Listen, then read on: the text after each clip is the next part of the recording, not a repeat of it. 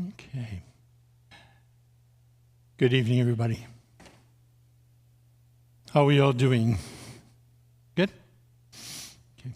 And good evening up there in television land or computer land or whatever it is. Glad to have you with us. Tonight we're going to look at really what is sin and how do you develop a meaningful relationship and understanding of sin for your children, for yourself. Yeah. When we traditionally look at sin, there are different ways of understanding that. Over the years, the church has taught about natural law. And natural law is that you do the things that are best for you and for the world. And that's what natural law is all about. And it has to be interpreted. And part of the way in which you interpret that is, the church's teachings and looking and seeing, okay, how should a married couple act? How should parents and children act? How should you treat the world that's around you? How should you work or be a good neighbor or deal with the environment or deal with the issues of justice and care and compassion? How do you build a community of faith, of mercy, of love, of care, that people learn how to do things? It's a learned way of looking at life. And that's one of three ways of doing that. Doing and seeing sin as our failure to live up to our responsibilities. So sin is our failure to obey the law, sort of. But the law is not meant to be an oppressive law. It's just meant to be, how do we understand who we're called to be, and how do we live that out well? And at the same time, if we fail to live it out, then how do we make that better?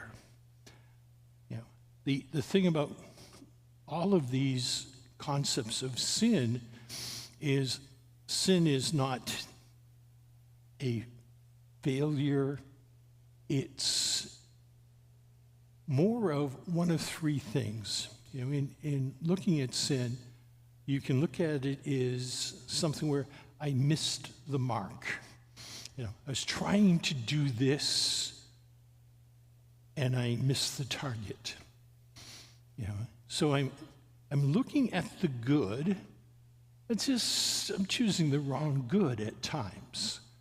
I don't mean choosing, to do robbing a bank or those kind of things because it's got money in there and I could use some money and that would be nice and I can do all kinds of good things with the money, including helping the poor or helping my children or taking care of my bills or going on a great vacation. Now, that's not quite missing the mark. That's really missing the mark big time. But sometimes we intend to do good and we see that something we're trying to do we think is good. Maybe not the best, but it's still good. There aren't many people except sociopaths, psychopaths, and others who choose to do sin because it's evil and they like doing evil. Most of us, when we do sin, there's some positive thing that we're looking at it. Something valuable that's there. And we just have to look and say, is that the right thing to do? Things like, shoplifting or those kind of things. It's a good thing. I'm hungry.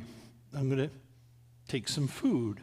I like that, whatever it is. I'm just going to pocket it and, it's no big deal.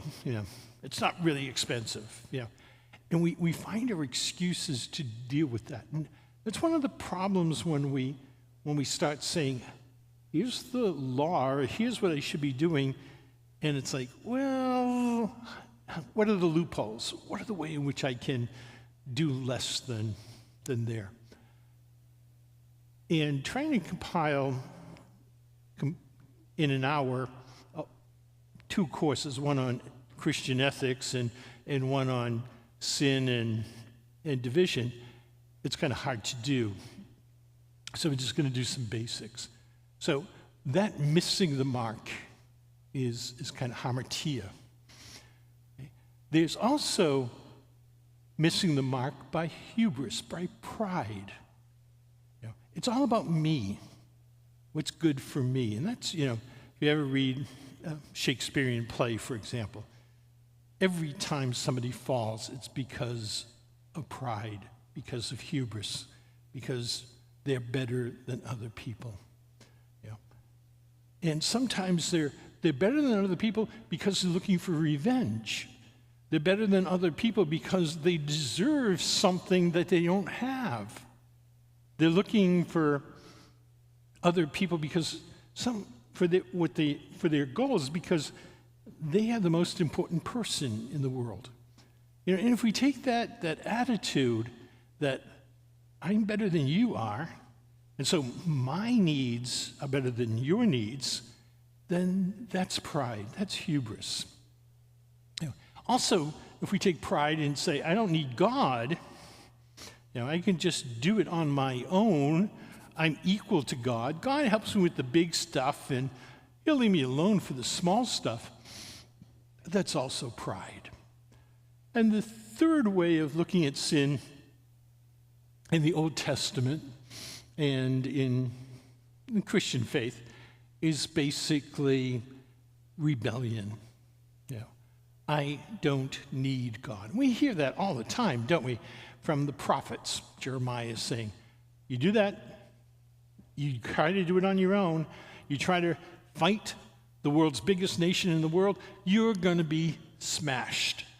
You're going to be punished. You're going to be miserable. You're going to go into exile for 70 years because you tried that nonsense.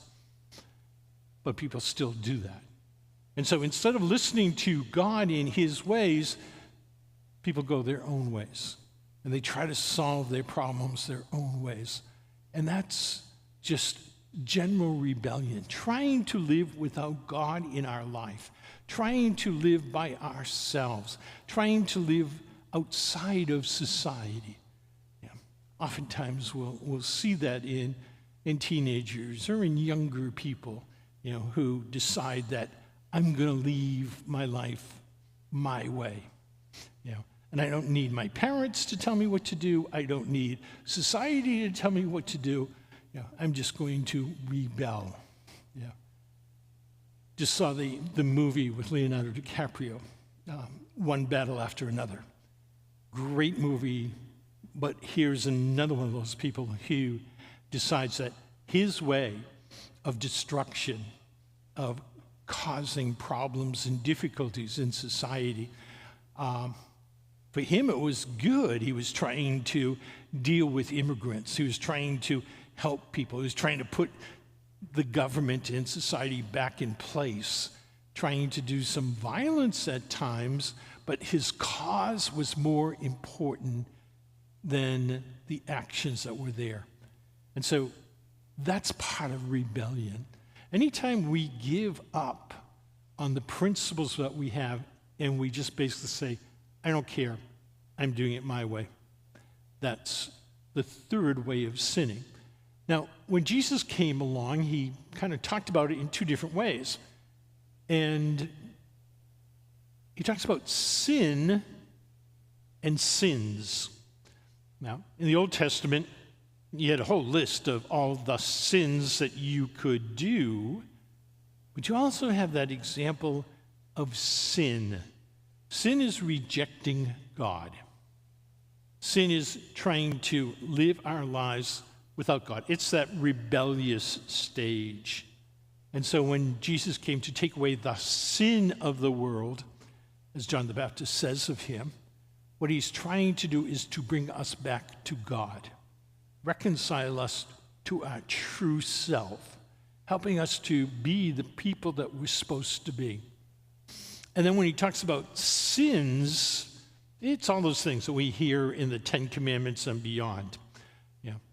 And I'm talking about 10 Commandments in a second. So the New Testament and the Gospels talk about both. You know, he will forgive someone and say, do not commit the sin again. But more often than not, he's basically inviting them to a fuller life. You know, the story of the woman at the well, the Samaritan woman, and Jesus talks to her about her life. And he says, you know, you don't understand. You don't understand what it's all about. You know, he says, well, you know,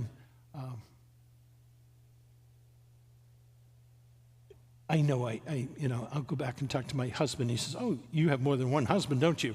She'd been married a number of times, and she was the one who kept on choosing how she wanted to live. She was exiled by the community because of that. You know, that's why she was in the afternoon getting water when everybody else was getting it in the morning when it was cooler and brought water to their homes. And she goes back to the town and she says to the people, he told me everything I did that was wrong. He called me to something better. He loved me. He invited me. He cared for me. He bestowed his mercy upon me, and now I'm going to be different. Her whole life gets changed by that mercy. Even the people in town who come out, they hear Jesus. And after they hear Jesus, they say, oh, well, we believed at first because of her. Now we believe because we heard you, and it personally touched us. Yeah? And that's a part of our faith, that we have to allow our faith and our beliefs to personally touch us, to shape us, inform us, and care for us. Okay? So as we look at the church, we also look at something like the Ten Commandments. The Ten Commandments were given to the early Israelites being freed from Egypt to create a people, to create a nation. And so, that they would love God, that they would get rid of idols, that they would not be disrespectful of God in his name, that they saw the importance of God in their lives, that they would celebrate the Sabbath day. And for Jewish people, the Sabbath day is not to go to the synagogue. Like for us, it's to go to church. But it's to not work. It's to respect the rhythm of life. It's to get together as a family on a Friday night and to have a meal, to share family together. And as that nuclear family grows and develops and shares in all of the feast days and celebrations, and as the neighbors also do the same, then some great things happen. The great thing about a people begins to develop. Part of, we know that part of our lives and our link to the nation are celebrating the 4th of July, celebrating Thanksgiving Day. As Christians, celebrating Christmas and Easter, celebrating Labor Day or Memorial Day, that those bring us together as a country as we celebrate those. It brings out our connectedness to one another. And as we're about to celebrate the 250th anniversary of the country next year, the 4th of July, Independence Day, will be an important day in an even more special way than usual. We'll see all kinds of different activities happening because that's who we are. But it's not celebrating 250 years ago, it's celebrating who we are today. And how do we become closer to each other? How do we form that nation that we're called to be? So to take the principles and the values of being an American and make them real. Take the principles and the values of being a Christian and make them real in our lives. So if we're following Christ, how do we truly act? And that's why we're called to come to Mass on Sundays. To come as a family, to share a meal together, to share time together, to pray together, to support each other. And so, Mass isn't a separate item. It's coming hopefully as a family, but also helping people to realize how special we are when we have that love and care and support of each other. That's why we do First Communions on Sunday Mass, because that's where the community gathers. We gather on a Sunday, and so we celebrate on a Sunday. And even though there are a whole bunch of people, the vast majority of people do not know who your kids are. They don't know who you are, unless you're one of the rare crowd. They barely know who I am, so don't take it seriously. But if we are here to celebrate together, then we're feeding one another and we're helping one another, and we begin to understand our values. That's why we have stuff like Lent, so that even though we're doing all kinds of different things and we don't publish what we're doing necessarily, we also know that everybody else is doing the same thing. And so as we're doing the same thing, it's a cause of support. And so if we're trying to change something in our lives, which is what Lent's all about, let's change who we are for 40 days so that when Easter comes, we're different people. Then, and we're all doing that together in our own simple ways, then great things happen to us. That's how we move beyond sin and beyond the limits of life, and we start to really become that community. Whenever I'm saying Mass, there's two prayers. One is a prayer that the Holy Spirit comes down upon these gifts to make them into the body and blood of Christ. And then there's another prayer to the Holy Spirit that the Holy Spirit comes down and makes us one, makes us the body of Christ, makes us, as St. Paul talks about it, that we're all different in nature, but together we're marvelous. Together we do great things. And that doesn't just happen. That happens because we get together early and often. Now, the difficulty with the Ten Commandments is they talk about big stuff. Thou shalt not kill. And really what that commandment means, if you read the rest of the history, thou shalt not kill Jewish people. And that's not a bad thing. It's that you have to have respect for your Jewish neighbors. They will go in and conquer the land, and they will kill a lot of Philistines and Canaanites and Edomites and all kinds of other things. They'll go and destroy the city of Jericho as they destroy the Philistines. So there are wars that go on, and as long as the war is against others, the enemy, the oppressor, the different person, then that's not covered by the thou shalt not kill. Thou shalt not steal. There's actually talking about thou shalt not steal Jewish people. Thou shalt not kidnap. Thou shalt not enslave Jewish people. You can have slaves, but they have to be foreigners. You can have slaves, but they might be the enemy captured in time of war. You can have slaves because you bought them somehow, that they work in your place. But for every time that we have a Jubilee year, we're just in the middle of a Jubilee year as a church, but every 40 years, every full generation, you had to free all of anybody indebted to you. You had to free your servants. You had to redistribute the land. And so if too much land was in your hands, you had to get rid of that by reorganizing the cities and the farms and everything else. If somebody was in debt to you, you could not keep a debt going during Jubilee year. You have to start all over again. And that was a way of trying to do justice for people in society so that everybody had a fresh start. Everybody had a new chance. Now, it didn't mean that you had to make everything exactly equal, but what it did mean is that you have to be fair to one another. Thou shalt not, commit adultery. That's what it really meant. Thou shalt not break marriages up.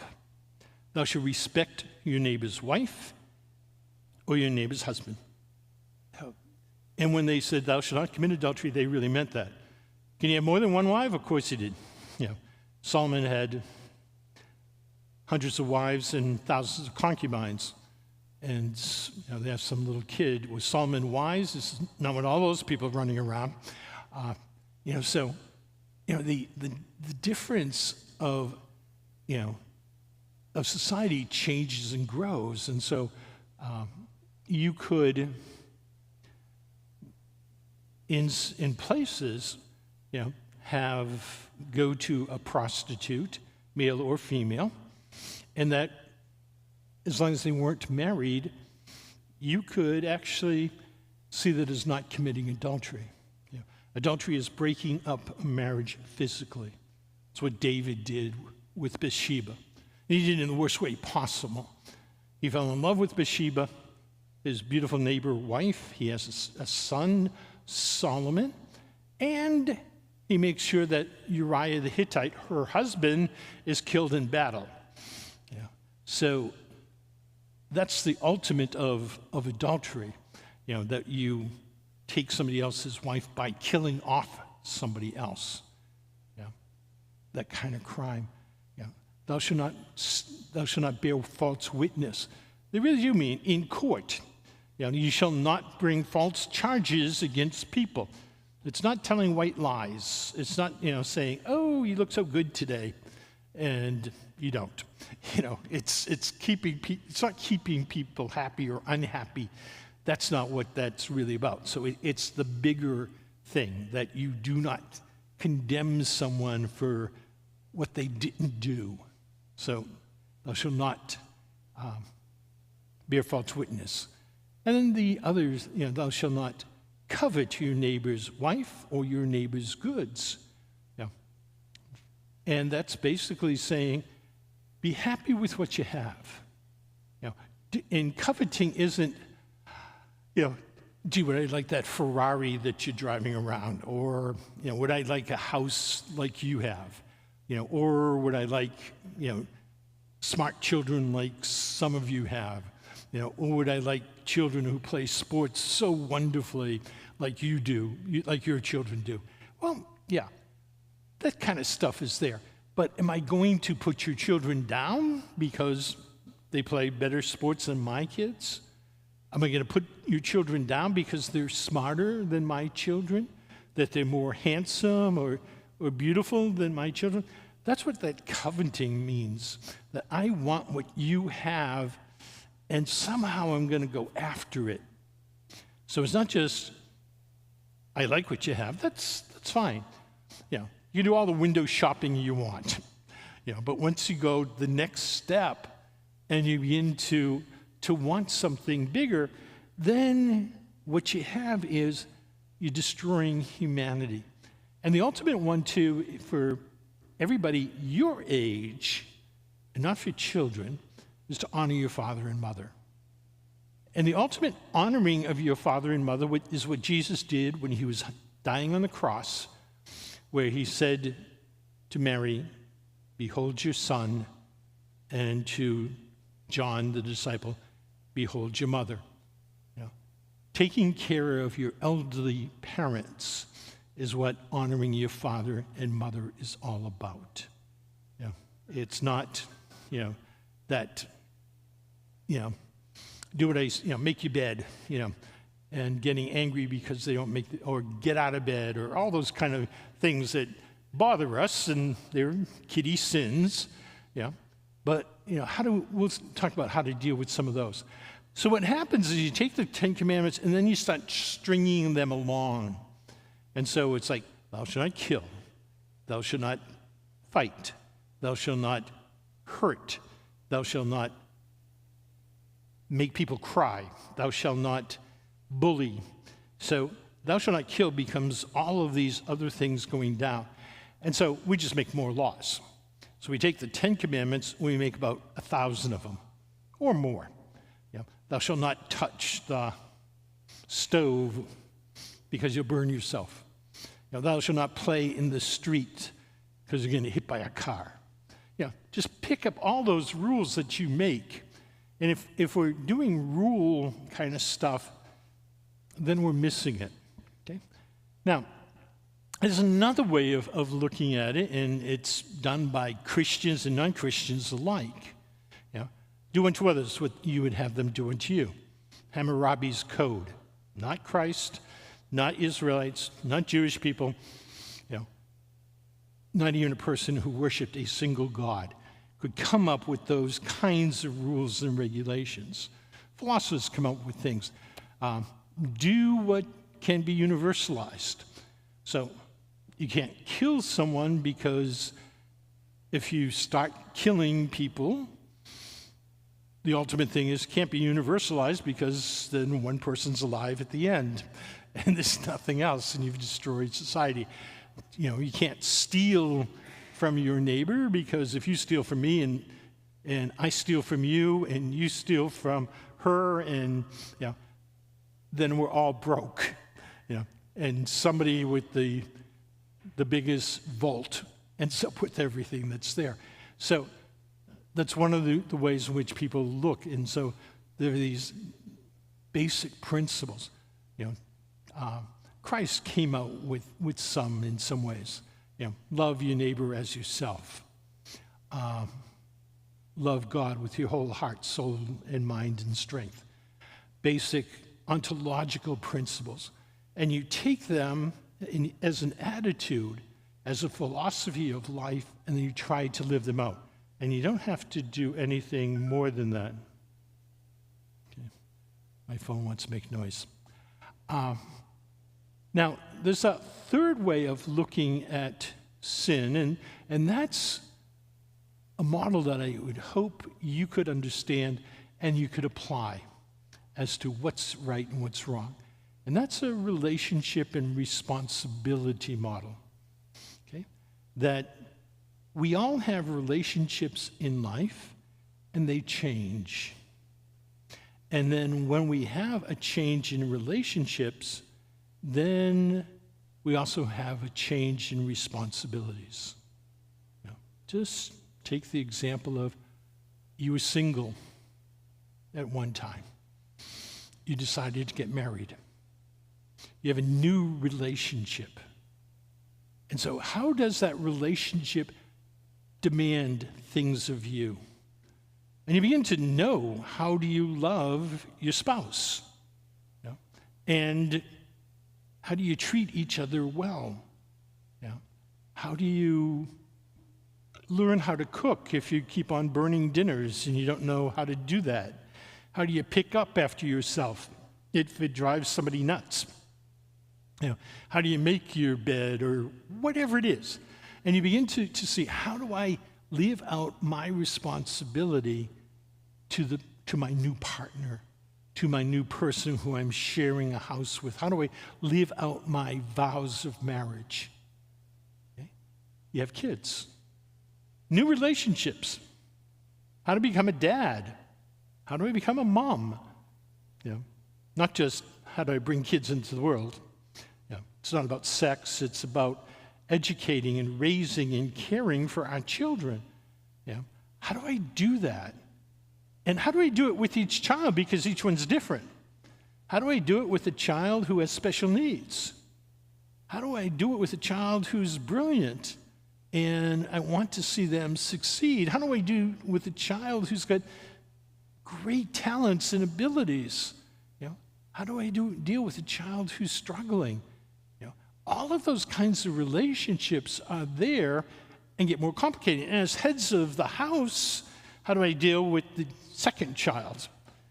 And the relationship of boy to girl, brother to sister, to the siblings, and how do I help them to understand? Them to understand how to love, how to care about one another. How do I forgive? How am I merciful? How am I understanding? Okay? So when we look at it, one of the core areas of responsibilities we have is to our relationships in the home. Those are the key ones. The other one is my relationship with God. There are 4 in all, so we're going to do one at a time. How do I pray? How important is God in my life? How do I share my faith and put it into practice? How do I share my faith by educating my children? Part of the reason why you're here today is so that at your baptism you were called to be the best of teachers. Because you're the ones who will teach your children how to celebrate, especially the sacrament of penance. I was just up at the confirmation retreat, and I heard everybody's confessions. And unfortunately, a whole bunch of people said, Father, this is my second confession.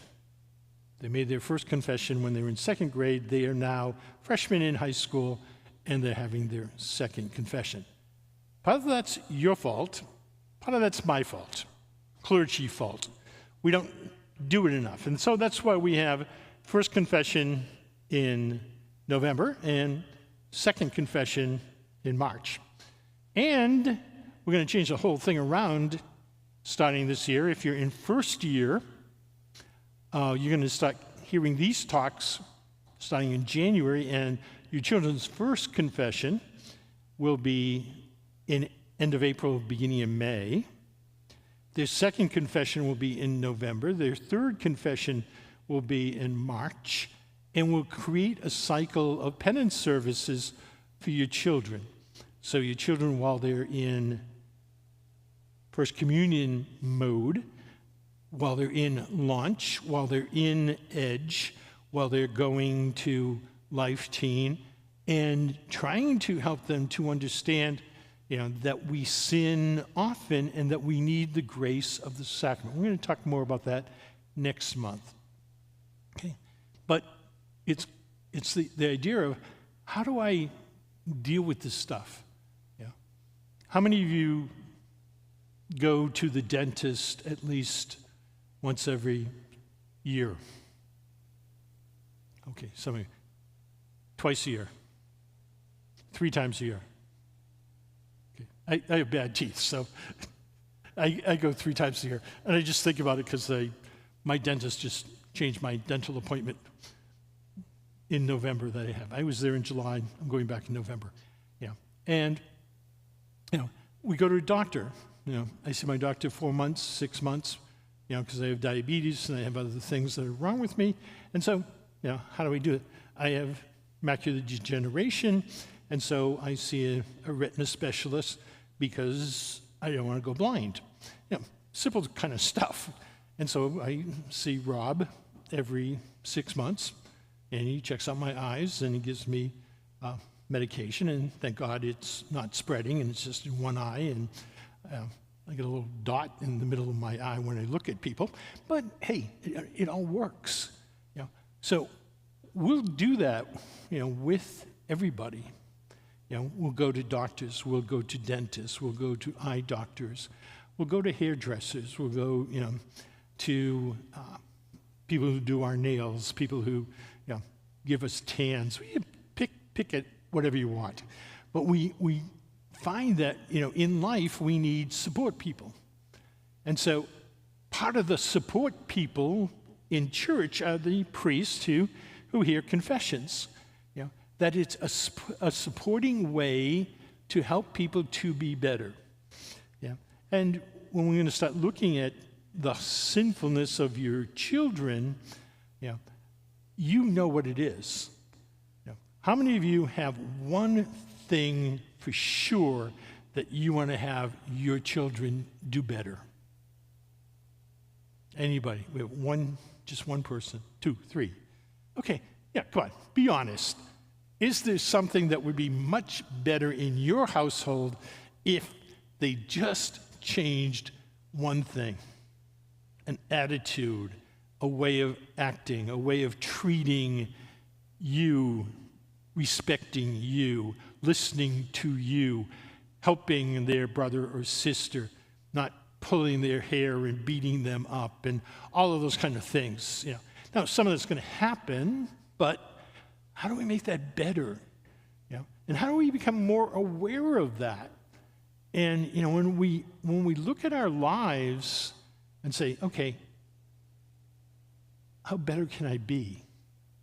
How can I do this in a better way?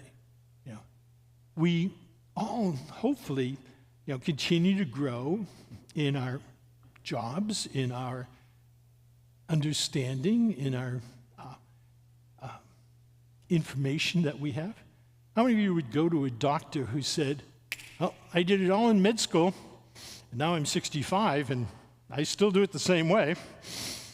It's like, yeah, you're broke too, because you have no patience. That's with the T, not with the C.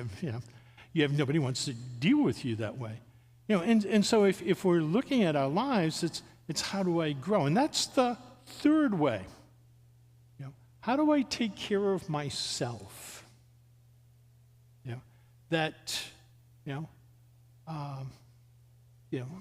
Using the dental thing. Do I brush my teeth? Do I take a shower? Do I clean up well? Do I exercise? Do I eat proper food? Am I aware of stuff? And that changes, doesn't it? I love chocolate. I love, breads and stuff. I'm not big into potatoes and starches and things, but there's something. Now that I'm a diabetic, they are the enemy. So, I don't love chocolate in the same way. I don't love ice cream in the same way. I don't love, I drink black coffee with no sugar, no milk. I go to McDonald's for an iced coffee, and they try to give me this thing that's white. It's like, no. I said black. Coffee, ice, nothing else. Just put it in there. One of my ways of making sure that I'm not 300 pounds rather than what I weigh now. So we find those things that we do to make us better or to keep us healthier. That we walk, we exercise, we do all those things that we can do. That we learn. That we go to school and we continue to grow in the person that we are. How do I take care of myself? How do I become the best person I can be? How do I become that A student if that's what I'm supposed to be? Or that C student if that's who I am? How do I become a better athlete? How do I get into the Olympics and all of what that demands if I have that ability? And also, how do I know that, I don't have that ability? I always joke to people when talking about annulments that, I use the example of me getting into a marathon. My niece just ran in a marathon in Nashville last weekend. If I went into a marathon, about 4 miles into the marathon, my first heart attack would happen, because that's what I'm about capable of, going about 4 or 5 miles fast. And then it's like, no, I can't do it anymore.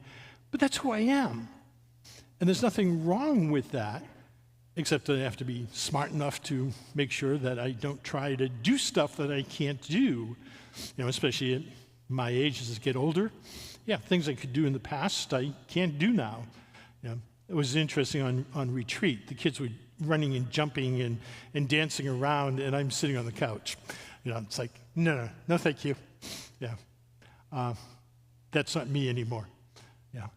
But it's the type of thing of you have to be yourself, and you have to take care of yourself, and you have to push yourself. And I've been a priest for 45 years, and I've been successful in a whole bunch of things that I've done, but I can't stop.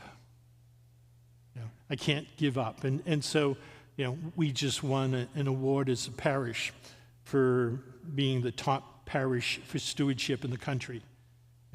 And that's not because of me alone, partly because of me, because I push stuff, but also it's because all of us have gotten involved. These classes, that's a part of my belief. The way we celebrate baptisms, the way we celebrate First Communions, the way we celebrate all of the different sacraments, the way we nurture people in faith formation, the way we encourage people to pray, the way in which we try to find what kind of activities people like, and let's do it well. At the end of the month, we're going to have Trunk or Treat, but it's going to be an October festival because we're going to have games, and we're going to have some hot dogs and a meal, and we're also going to give out candy bars and all those other things that you do, but it'll be a community celebration. So we're doing it together, and that's a whole part of how we have to envision life, so that we're building up one another. And that's what stewardship or discipleship's all about. And so when we talk about becoming disciples, Jesus called 12 guys and said, follow me. Follow me walking up and down the countryside. Follow me camping out each and every night where we didn't have a house to stay in. Follow me and listen to the preaching I do. Follow me and fight with one another, arguing about how does this make any sense? Follow me in trying to support and care for one another. Put it all together, and you get 11 out of 12 who do really well. And Judas, you can't win them all. But when we look at that is, how do we do that? And so the fourth way of dealing with responsibility and relationships is we have a relationship to a bigger world. We might have pets, a bigger world. We have neighbors, a bigger world. There are people who are in need that we might be able to help, a bigger world. We're dealing with things like pollution and garbage and all those kind of things, a bigger world. Is every solution right for that? No. Do I have to do something? And that's why we have a no waste program, that we try to cut down the waste product that we create. And also, I think it's much nicer to eat out of a real plate than out of a paper plate. Much nicer to eat with a real knife and fork than a plastic one that breaks as soon as you try to cut a steak or anything that's tough. I learned that as a kid. And aunt and uncle, we'd go out to eat at those fast food places, the fish places up in Maine. Anybody been to those wonderful seafood places where they give you this big platter of food and they give you a little knife and fork, plastic knife and fork? Well, Franny and Winnie always brought their own silverware with them. They were going to eat with that junk, and they had a much easier time eating. And it was like, yeah, that sounds reasonable. And so, my last parish, all the stuff that's here, all those plates and things, we raised the money for those, and after I left, they hadn't used them for 2 years. So I got Father Andrews to donate them to us. And we gave him some money in exchange. But putting those things to work, so that we cut down the amount of trash that we're using, the cost of trash that we're using becomes, and the fact that it's a better quality meal if you're eating off of good things. If I'm cooking, and I love to cook, as you know, I only use the better stuff that I can afford to use because I don't want to feed you junk. I will cook stuff that I would never eat myself. I absolutely detest macaroni and cheese. I think I ate it once in my life, and it would have been better off eating that Kraft box that it came in.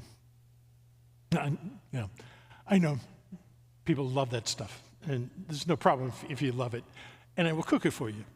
I don't eat pork, but I'll cook a pork roast and feed it to people, cheap food. So instead of cooking a lamb roast, I don't eat anything with bones either. But, we all have our own ways of doing things. And how do we do that? How do we do that well? And so if I have gifts, then I use them. And so part of the reason why I cook for hundreds of people at a time is because I stupidly learned how to do that. I used to work my way through high school and my first couple of years of college in an amusement park. in the concession stands. And our big thing to fame was over the weekends, especially in September, we would feed up to 10,000 people with 40 kids doing it, all teenagers on the weekends, and a boss, an assistant boss. And those were the only two basic adults. And people like me were the people in charge because I was 18 or 19 at the time.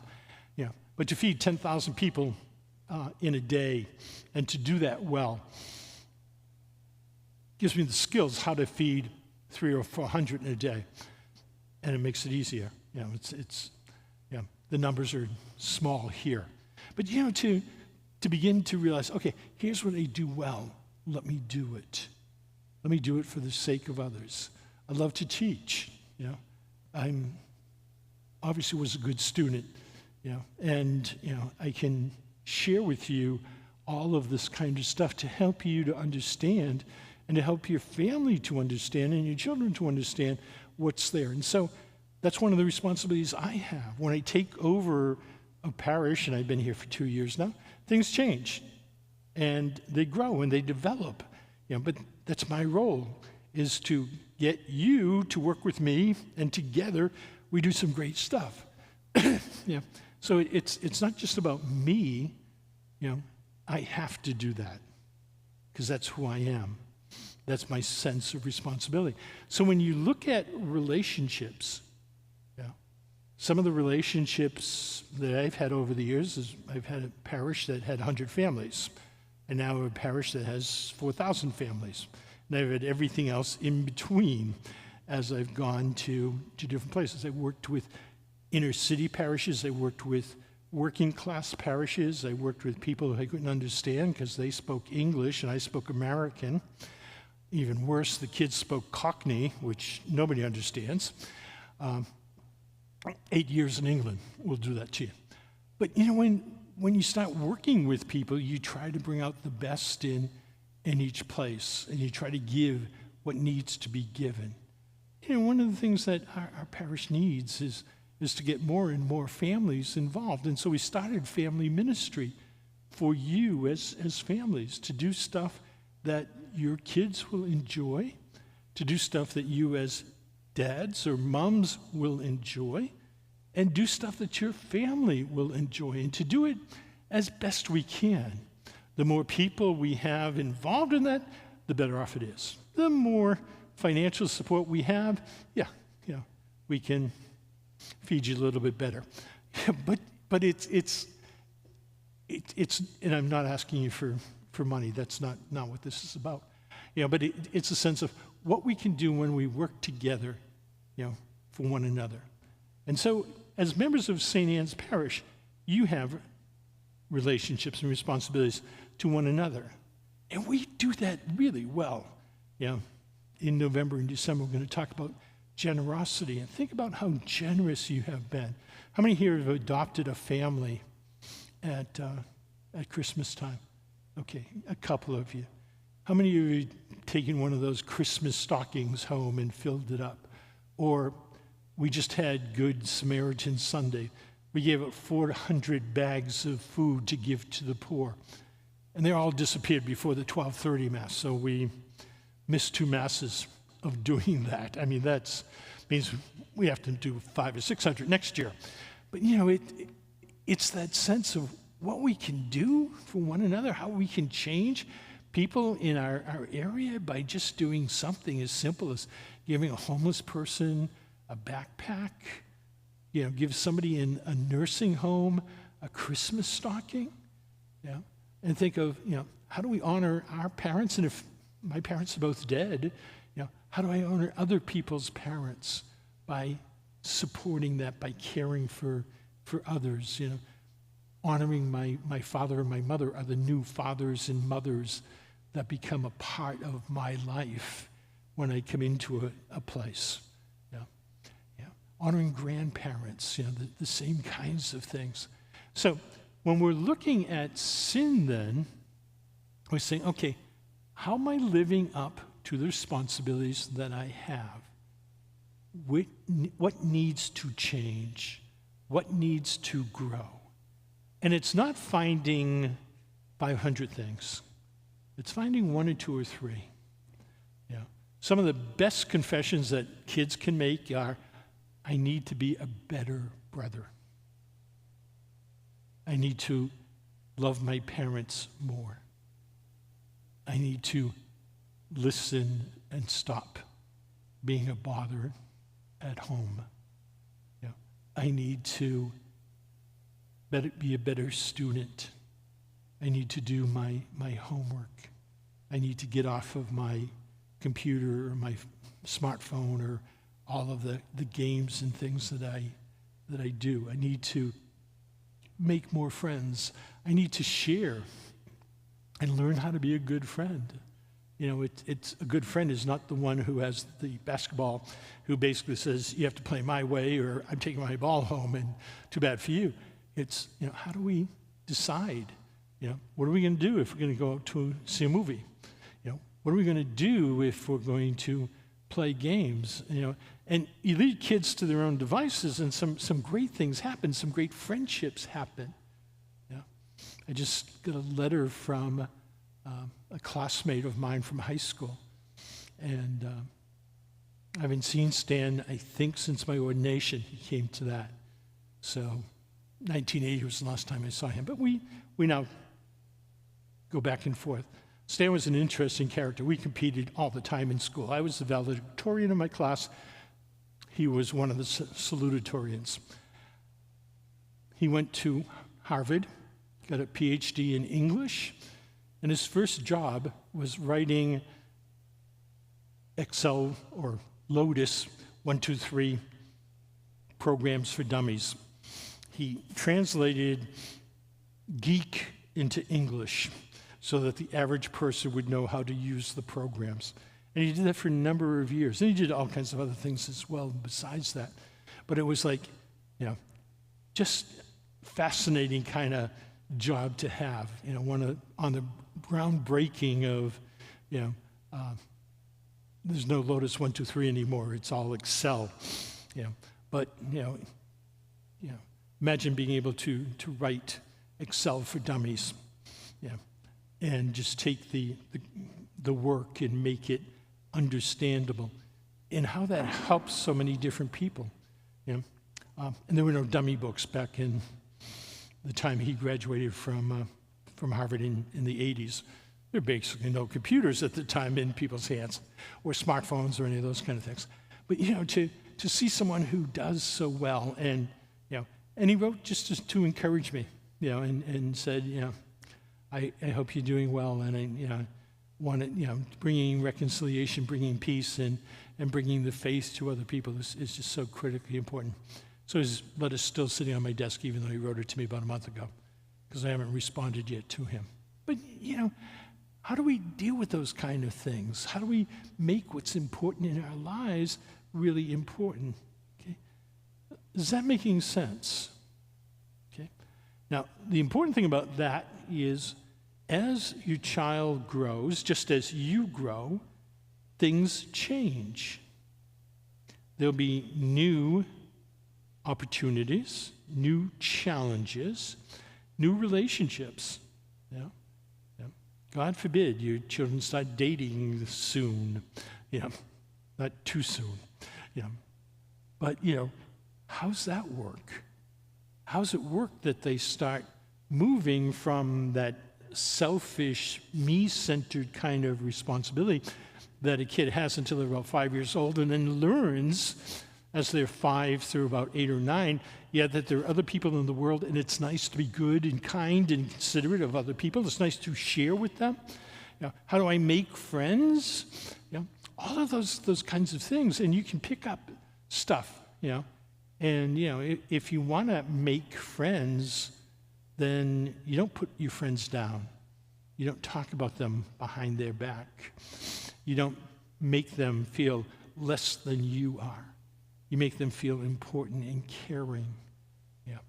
And then how do you deal with disagreements and problems and difficulties that are there? So the best thing you can do as we're looking towards Kids First Confessions, is to sit down with your children and talk about, as a family, how you need to change first. Okay? And trust your children enough. You know, you don't have to talk about major problems, but you can talk about, I can be more patient.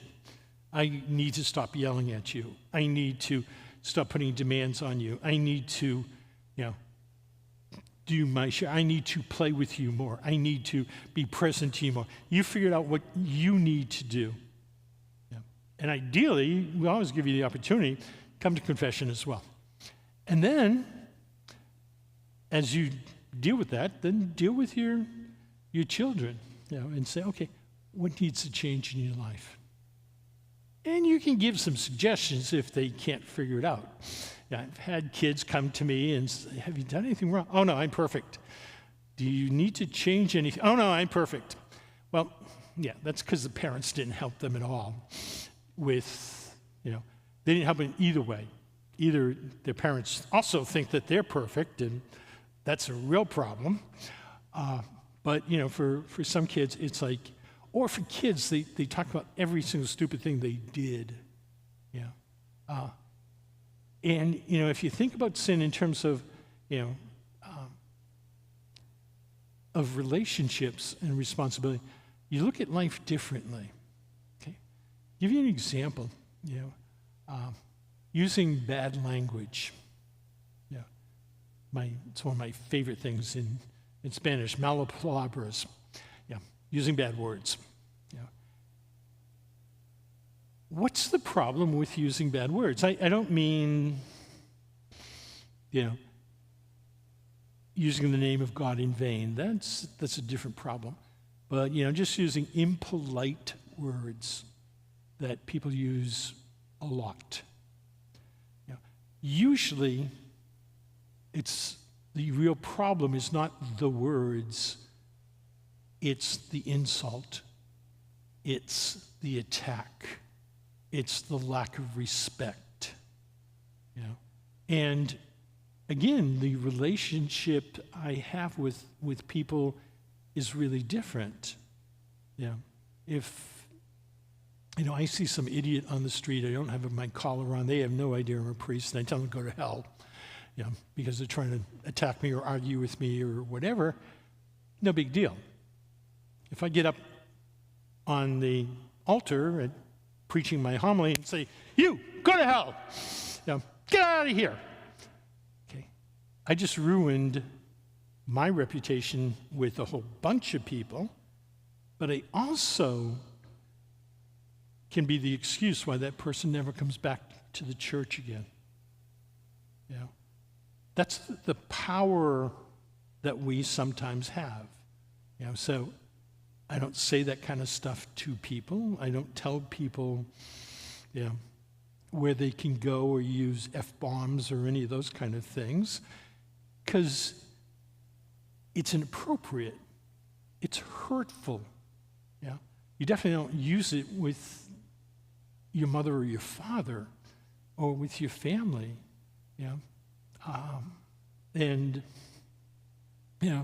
I've lived most of my life without having to deal with that junk. When I was first ordained, I was living in the slums in Holyoke. Holyoke's one of those mill towns, and it's built on a hill. And the higher you are up on the hill, the better off you are socially, economically. Well, our parish was in the flats, not even on the hill yet. So we were the worst of the worst. And you'd have people, kids who would have 3 articles, A, the, and F.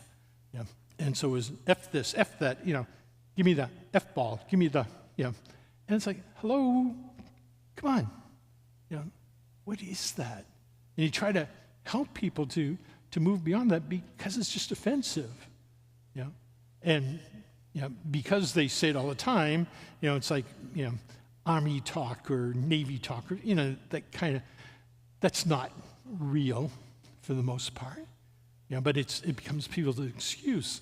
But look at, what you do and what you say. If you tell somebody you love to get lost, in whatever words you say that, and the more expressive you are, the worse it is. What's it take to repair that? Look what you do to your marriage. Look what you do to your relationship to mom and dad. Look what you do to your boss. Yeah. Look what you do to your neighbors if you use that kind of insult. And so it's not using words, it's causing hurt, causing pain. It's moving beyond, that kind of thing. It's holding a grudge. Yeah. If you hold a grudge against somebody, after a while, who's the one who's suffering? You are. Yeah. Think about it. If I wake up in the middle of the night and I'm angry at you for something you did to me 3 years ago, you have no clue that I'm up in the middle of the night, angry, can't sleep, unless they call you up on the phone and then you get arrested for harassment. But, it's painful to hold a grudge. When Jesus says to love your enemies, to forgive those who hurt you, he's not saying, forget about it. And he's not saying what they did is good, but he's saying at this stage in your life, you have to let go. You have to let go of the hurts that happened. You have to be able to laugh at your own mistakes, hopefully, and also that, the things that somebody did to you in the 5th grade, come on, get over it. There's something that somebody did, cutting you off on the road, something in your car. Get over it, Just, to find that way of just saying, in the run of things, it doesn't matter, and I am not going to give any power to somebody who hurt me back then to continue to hurt me now. So that's the dumbest thing you can ever do, is to hold a grudge and not be able to do anything about it except to beat up yourself. Think about it. Isn't that basically true? Have you ever held a grudge and you're upset? You're upset with somebody who moved away. You're upset with somebody who died. You're upset with, somebody that you haven't had any connection with for years, and you're still giving them power to hurt you again and again and again. That's one of the things we need to learn. Okay, we're over time, so we're going to stop at that. We'll see you next month. We'll see you for 2. One is class, and we'll talk about how to do the sacrament of penance itself. But in the meantime, I would suggest to you is to find some time within the next month before the actual first penance service is to sit down as a family, to talk honestly with your child or children, and to help them to realize how do they need to grow, what needs to change, how can they be better people, be as practical as you can. Don't draw up this whole list of, help them and try to find ways of doing it. If you want the kids to take out the garbage, what's the best way to teach people to take out the garbage? You go with them. Let's do the garbage today and tomorrow, until they finally go, hey, Dad, I can do that. Hey, Mom, let me help. And all of a sudden you begin to realize that they're not as much a pain as we think they are when we give them the chance. Let's pick up your room. Let's make your bed.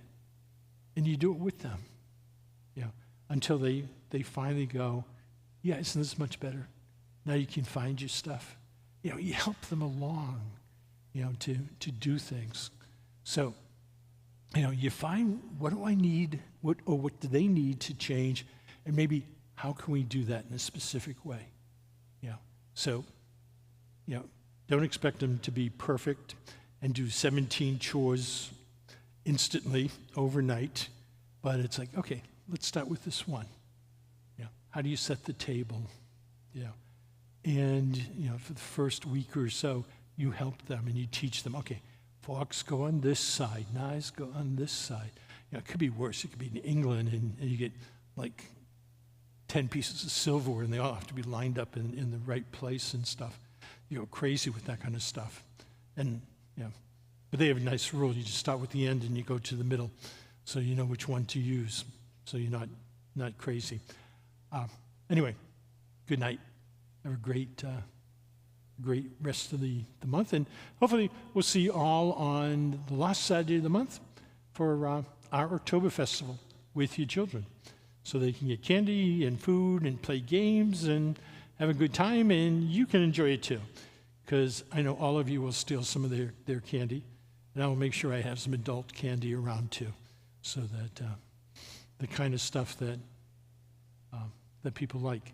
It's amazing. I give away Almond Joys as one, and I only give away huge bars. So Almond Joys, no kids pick up Almond Joys, but parents do. And I got a few other ones that they buy like that, just for you. So thank you. Good night. Okay. Make sure you signed up and all of that stuff so they know you were here. And folks at home, you have to do some kind of report. So do it now. Thanks.